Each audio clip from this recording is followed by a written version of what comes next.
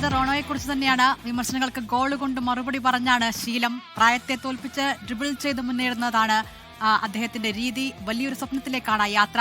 Rono തിരിച്ചുവരും. ആരാധകർ പ്രതീക്ഷയിലാണ്. അങ്ങ് ദൂരെയാണ് ലക്ഷ്യസ്ഥാനം. കൺമുന്നിൽ കനലായി ജ്വലിക്കുന്നത് ആ സ്വർണ്ണ കിരീടം. ഒരുവൻ ആ ലക്ഷ്യം കീഴടക്കി സിംഹാസനത്തിൽ വാഴുമ്പോൾ രണ്ടാമൻ ഇന്നും ആ ലക്ഷ്യത്തിലേക്കുള്ള യാത്രയിലാണ്.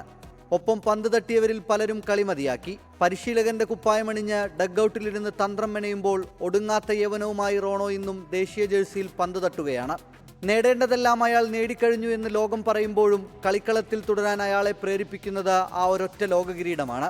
ഒരു നാൾ വാഴ്ത്തിപ്പാടിയവർ തന്നെ ഇന്ന് അയാളെ മോശക്കാരനാക്കി മാറ്റി നിർത്തുകയാണ്. വിജയത്തിനും തോൽവിക്കുമിടയിലെ നൂൽപ്പാലത്തിൽ കാലിടറാതെ നിന്നപ്പോഴും അയാൾ തളർന്നിട്ടില്ല. വിമർശനങ്ങളും പരിഹാസങ്ങളും ഇന്നും ഇന്ധനം മാത്രമായിരുന്നു. ക്രിസ്ത്യാനോ റൊണാൾഡോ, അയാൾ തിരിച്ചുവരും. അയാൾക്കായി ആർത്തു വിളിക്കുന്നവരുടെ മുഖത്ത് വീണ്ടും പുഞ്ചിരി പടരും. World cup desk 24.